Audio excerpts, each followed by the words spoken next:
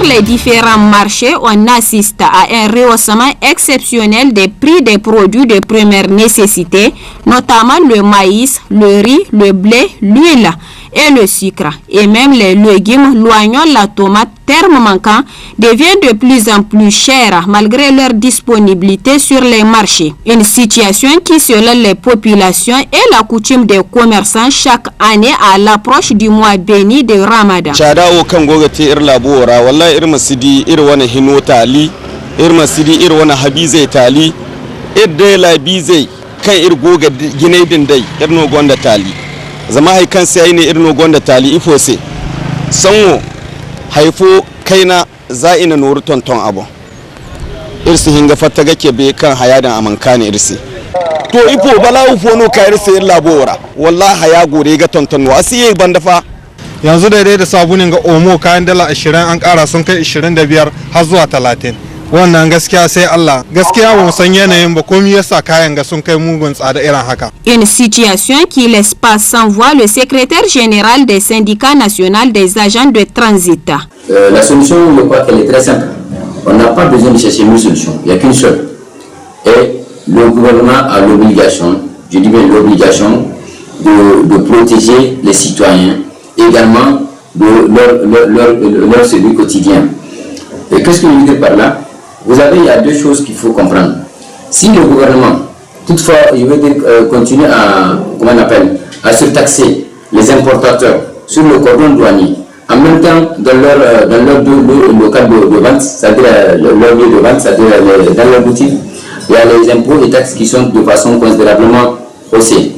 Donc je crois que cela impacte de facto la cherté de la vie. C'est ça la causale de la cherté de la vie. Mais je crois que la solution elle est très simple, de ne pas chercher loin ce qui est à côté de nous. Qu'est-ce que je veux dire par là? Le gouvernement a l'obligation de diminuer de façon significative les taxes sur l'importation des marchandises au niveau de cordon douanier et également de diminuer de la même manière au niveau des taxes et impôts. Cela, maintenant, ils dictent. Là, il est en position de dicter sa loi aux importateurs et aux vendeurs. Quant au secrétaire général du syndicat des commerçants, cette cherté s'explique par le fait que la plupart de ces produits sont importés. En réalité, le rehaussement des prix de première nécessité n'incombe pas aux opérateurs économiques. C'est une indépendance de notre volonté, puisque nos marchandises viennent de l'extérieur. Alors, qui parle d'extérieur, il doit parler du cours de la monnaie. Il y a la ligne maritime, il y a le corridor, il y a aussi le cordon douanier. C'est tout cela qui font le prix de revient. Maintenant, on ajoute la marge bénéficiaire pour faire le prix de vente. Et aujourd'hui, le produit se fait rare. Quand tu prends l'exemple, le sac de riz, il ne fait que flamber. Il est à 31 000, 32 000, 33 000. Donc vous voyez, ce n'est pas une indépendance de notre volonté, mais à chaque fois on jette l'anathème sur les opérateurs économiques. Maintenant, ce qu'il faut faire, on a demandé à l'État de faire la promotion de la production nationale. Il faut produire pour que nous soyons autosuffisants. En attendant, il faut faire un développement tarifaire sur les produits de grande consommation. Une situation qui devrait attirer davantage l'attention des plus hautes autorités afin de résoudre cette hausse des prix des produits de première nécessité. L'Arabie Saoudite, une aventure qui ne se réalisera pas avec la pandémie de Covid-19 car la frontière avec le Nigeria par laquelle elle doit passer a été fermée. Pour s'en sortir, Hani a dû se résoudre à faire du commerce à Ekwa, commune située à la frontière nigéro-nigériane. Lokacin da muka yi niyyar tahiya maka daga nan garin an tattara duk kayayyaki duk mun ciccika ma balis an aje duka zigege da komi da muka je Kano kawai aka maido mu aka ce Corolla aka fasa tahuya aka fasa yin tahuya sai aka maido mu kuma muna nan yanzu muna jira muna ganin yaushe ne Corolla za ta huce ayi wannan tahuya muna nan dai muna ga sauraron su muna da kai takardun bulaguro ta fara akidri ne san su ko takardar aihuwa kartar identity ko da sai fasi ta shiga mota duka ina da abin da yasa muke so mu tahu saboda mu kwaci yancin mu da yaran mu kore talauci tunda alhalin ka tafi neman kuɗi zaka je kai zuwa hida ma neman kuɗi ne zaka ka karewa kanka in ka samu ana an tallaba ma ai duk ɗaya ne ba sai ka je ba. Rahina Maman et elle, mère de migrants refoulés du fait de la Covid-19. Conséquence, l'argent cotisé pour permettre à l'enfant d'y aller ne peut être remboursé car il n'a pu rien faire. La famille a du mal à s'en sortir. Matsala duk ta hafi su ba komai babu abinci sai mutane suka yi gangamnaka suka ba su kayan su suka ce ku je ku haya Allah sa kun haya kun je kun yi aiki kun samu abinci kuna aiko a diyan ku sutura da mazajen ku mu ma sai ku biya mu aka ba su aran kuɗi da suka je daga can bakin ruwa aka tsare su aka maido su suka yi ban nasu ban na jama'a har da yaro na ma da ya tafi shekara ɗaya ya sa matale hannu aka kame shi iyayen ya zo bai ya komi kuɗin da zai ɓadda hina ba wallahi magidanci ne yasa muke gama ƙanin masu ƙarfi su tafi to in baka yi gaba sa su kamo ka. Dans la commune de Yekwa, la pandémie de Covid-19 a beaucoup affecté la vie économique et financière car la migration est l'une des principales sources de revenus pour les populations. Les femmes là vraiment, si elles se déplacent en Arabie Saoudite, vraiment nous à notre niveau on peut dire qu'elles contribuent dans le développement économique. Avec cette épidémie de Covid, il y a eu vraiment des réductions très importantes. Ça a eu beaucoup d'impact parce que déjà nous ici, le fait de ne plus aller en Arabie Saoudite, déjà comme je vous ai dit, il y a ceux qui sont habitués, comme l'exemple là que je vous ai donné par rapport donc au paiement des taxes municipales. Il y a même ceux qui payent la facture de la Nigélec, la facture de l'eau, c'est à partir de l'Arabie vraiment qu'on leur paye. On a constaté à partir de cette période-là, il y a beaucoup donc de factures qui sont impayées. C'est parce qu'il y a des baisses économiques. C'est même ça donc ce que je peux vous dire. Aujourd'hui, la situation a tendance à s'améliorer. Les frontières sont ouvertes et les mouvements de population reprennent de plus en plus. À Yekwa, on espère une reprise rapide de la vie. Les prochaines 48 sont 12 heures. Nous sommes toujours à saison sèche. Et saison sèche, donc ça veut dire que nous avons observé et nous devons être patients. Jusqu'au mois de juin, fin juin, début juillet, lorsque la pluie va commencer, comme ça la poussière va cesser. Sinon la poussière va persister jusqu'à fin juin. C'est une alternance de sel dégagé, de voitures nuageuses, poussière en suspension jusqu'à fin juin, quand la pluie va commencer. Alors là, c'est fini. En début de ce village, nous avons quand même des vents qui viennent avec de la poussière. Donc c'est en fin juin et début juillet que nous pouvons dire que la poussière est finie. Maintenant, nous sommes en saison d'hivernage. J'ai observé ces derniers 48 à 72 jours sur le pays a des impacts. Impact dans tous les secteurs, que ce soit le secteur de la santé, ça on le sait très bien, quand on sort dehors, nous avons même des difficultés pour respirer. Et nous avons constaté aussi ces dernières 24 à 48 heures, c'est comme si nous sommes tous enrhumés. Pourquoi? Parce qu'il y a ces particules de poussière qui sont là et il y a le dépôt de ces particules qui sont là qui dérangent. Donc au plan sanitaire, il faut se protéger. D'accord? Il faut se protéger et ne pas s'exposer. Nous avons constaté que depuis hier nuit, comment le temps a changé, il fait sombre, il y a un peu d'énergie en suspension, donc au plan de la santé, ça a des impacts négatifs. Au niveau des transports, il s'agit des transports d'abord aériens, depuis ces 24 heures, presque tous les vols en destination de l'année ou bien en destination du Niger, quand même sont déviés. Le que je dis déviés, c'est-à-dire qu'il y a toujours des aéroports de démonstration qui sont donnés aux pilotes au cas où il y a une boucle. Par exemple, il y a une boucle depuis ces 24 à 48 sur le Niger, et spécifiquement sur l'année. Donc, conformément aux critères de l'Organisation météorologique mondiale et de l'OACI, il y a une pollution pour la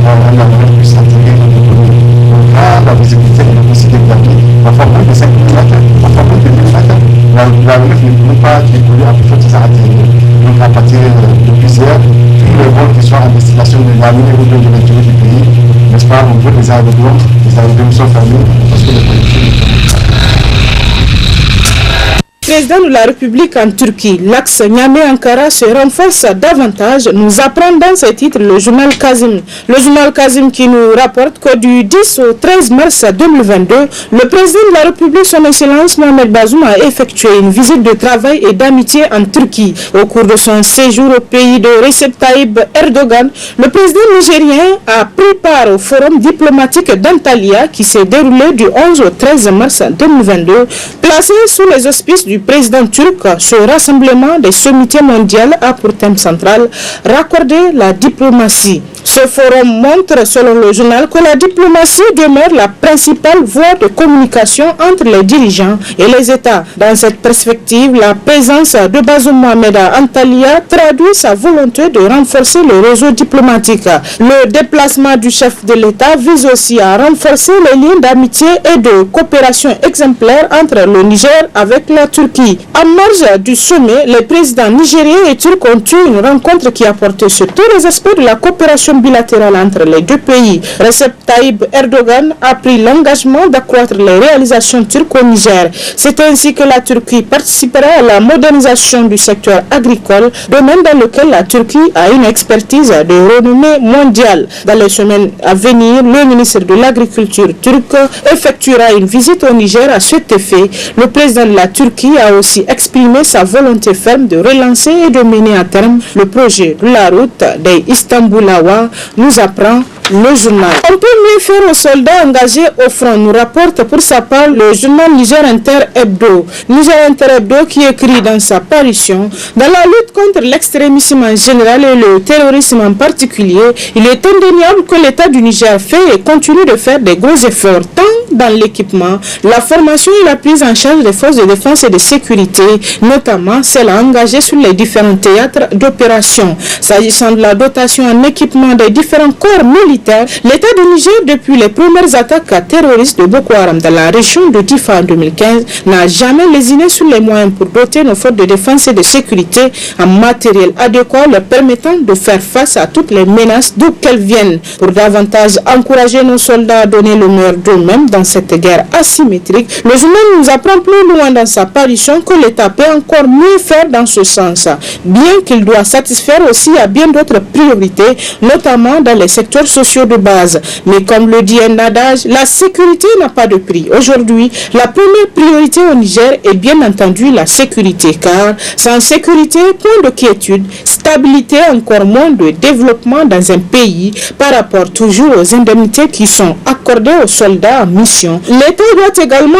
être regardant pour savoir si les fonds arrivent intégralement à leur vrai destinataire. C'est aussi cela, se soucier de la condition du soldat au front, écrit le journal. Puis à propos de la lutte contre le terrorisme, le Nouveau Républicain nous rapporte dans ses titres le shopping militaire de Bazoum en Turquie. Face aux besoins immenses en équipement de pointe pour l'armée, l'initiative est judicieuse, surtout quand c'est le chef suprême des armées qui va dans la mission d'investigation pour apprécier sur le marché turc l'arsenal disponible, accompagné de la hiérarchie militaire pour opérer pour nos braves soldats les meilleurs choix. Nous apprend le journal qui poursuit qu'on se rappelle que sous Issoufou, ce sont des gens qui n'ont rien à voir avec le domaine et qui n'ont aucune expertise avérée dans l'appréciation du matériel militaire qui avait été préféré pour choisir des armes, des munitions et de la logistique militaire pour les forces de défense et de sécurité. Et on connaît la suite, ce fut la catastrophe. Une catastrophe de laquelle le Niger ne s'est toujours pas relevé, continuant à vivre les conséquences fâcheuses de la gestion désastreuse de la crise sécuritaire dans le pays. Mais Bazoum avait-il besoin vraiment d'annoncer son voyage pour cette raison en Turquie et surtout de couvrir son voyage d'une médiatisation à outrance jusque sur les réseaux sociaux, s'interroge le journal, pour qui c'est une action qui ne vise qu'un marketing politique qui n'était pas forcément nécessaire. Acheter des armes, des drones, des avions, des véhicules pour l'armée l'armée n'a pas besoin de cette exhibition à outrance où un président s'expose à jouer à l'armurier alors qu'il n'a aucune expertise pour le métier. C'est pour cela que l'on se rend compte que l'objet, au-delà de sa pertinence militaire et sécuritaire, est plus politique pour un homme qui cherche sans trouver encore la bonne manière à communier avec un peuple qui commence à douter de son pouvoir et de sa capacité à gérer un État. Le journal poursuit que Bazoum oublie que plus que les moyens, somme toute importants pour notre armée, c'est sur les résultats que les Nigériens voudront l'apprécier, notamment lorsque sur le terrain, ils verront la sécurité s'améliorer et qu'ils peuvent désormais travailler, se déplacer et dormir plus tranquillement sans craindre des représailles qui viendraient de quelque côté du pays que ce soit, l'État ayant pris ses responsabilités pour avoir la maîtrise du territoire. Quant au monde d'aujourd'hui, il titre à sa une: après l'acquisition d'armements modernes, le président Bazoum Mohamed doit rétablir la confiance avec son armée. En 11 ans de gouvernance, le régime a fait part de 4 tentatives de coup d'État. De nombreux militaires, tout rangs confondus, ont été arrêtés et jetés en prison sans toutefois convaincre l'opinion nationale sur la véracité des faits, nous rappelle le journal qui ajoute qu'au contraire, les Nigériens en ont toujours douté, tant et si bien que le régime est soupçonné de recourir à un simple stratagème pour éliminer des personnes militaires et civiles jugées gênantes. Avec cette nouvelle dynamique d'armement des forces armées nigériennes, le président Bazoum n'a pas mieux à faire que de raffermir ses liens avec son armée, écrit toujours le journal, pour qui il doit s'y atteler, y compris en participant sur les graillages éventuels qui pourraient le maintenir dans une logique sans lendemain. Quant au journal Le Hérisson, nous rapporte dans sa parution que sur le plan politique, de nouveaux ralliements à la Renaissance sont en perspective. D'une recomposition du paysage politique en perspective, on en parle de plus en plus et même que ce serait imminent. Qu'en est-il des indices à même de conforter cette hypothèse? Pour peu qu'on soit un bon nombre d'observateurs des questions politiques, il y a des signes qui ne trompent guère. La probabilité d'une alliance Taraya-Kishinkasa sous ces soleils de la Renaissance, acte 3, est de plus en plus forte, nous apprend le journal, d'autant que ce même Ibrahim Yacoubou, maître dans l'art des tweets virulents, après son départ de la majorité en 2018, a fait profil bas depuis 2 à 3 mois. Récemment, c'est un des lieutenants qui s'en est ouvertement pris à l'allié Ladanchana, président de l'Alliance des mouvements pour l'émergence du Niger à Menamine, pour avoir critiqué vertement le déplacement du chef de l'État en Turquie. Qui des 2 lieutenants de Hamamadou pour qualifier ainsi Soumane Sanda Kessoir à l'Assemblée nationale et Oumar Moumouni Dogari, patron de la ville de Niamey. Leur parti, le Mouvement démocratique nigérien pour une fédération africaine moderne Falouman Africa, figure de proue de l'opposition CAP 2021, semble depuis fort longtemps avoir abandonné sa posture de va-t-en-guerre, donnant même souvent l'impression d'appartenir à la majorité présidentielle, estime le journal. Toujours à propos de ce sujet, le journal L'Enquêteur rapporte dans ses titres rumeur de ralliement du MPN Kishinkasa et du modèle Faloumana au régime en place. Info ou intox, s'interroge le journal. Rumeur persistante autour des nouvelles recrues de la majorité au pouvoir. Ces temps-ci, la sphère politique nationale est remplie du bruissement d'un probable ralliement du MPN Kishinkasa et du modèle Faloumana au régime en place. L'impossible va-t-il se produire? S'interroge le journal. Le journal qui nous rapporte que ces jours-ci, la météo est mauvaise dans la région de Manaka, nord-est du Mali. Au cœur de ces contrées qui jouxtent la frontière nigérienne, l'État islamique dans le Grand Sahara croise le fer avec le mouvement pour le salut de l'Azawad, un groupe armé issu de l'ex-rébellion malienne. C'est une cruelle ironie de l'histoire. Ceux qui font la guerre aujourd'hui ont été les alliés ayant semé les graines du chaos que vit le Mali depuis une décennie maintenant. Les voilà aujourd'hui comme chiens et chats. Combien de morts, de blessés, de civils chassés de ce jeu et de boutiques brûlées les djihadistes ont-ils laissé dans leur sillage depuis le 8 mars 2022, le long de la frontière avec le Niger, s'est interrogé un média français relativement au conflit au cours dans le nord-est du Mali. Personne n'est capable de dire quel est le bilan réel, mais toutes les informations font état de beaucoup de morts, dont de nombreux civils assure un journaliste malien. Et pour finir, intéressons-nous à la visite du président de la République à l'école normale Sadou Galadima de Niamey.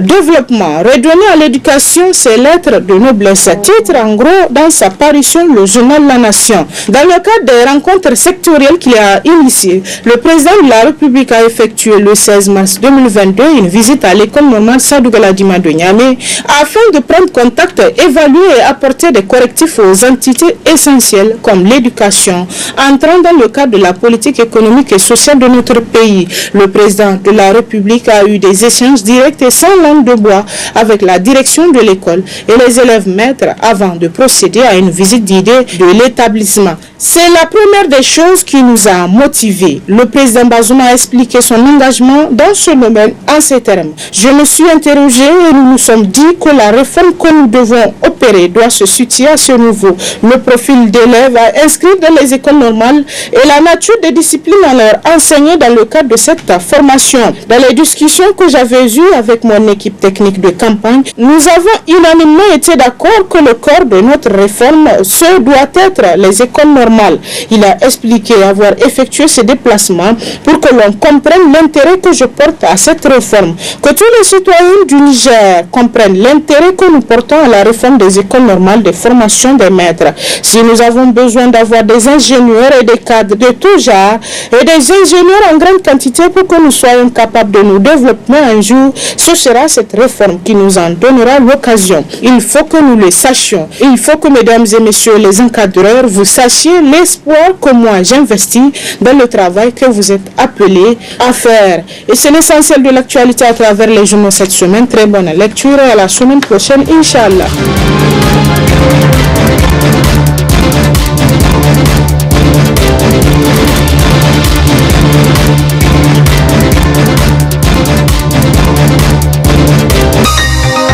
Ce journal vous a été présenté par STM Transport Voyageurs.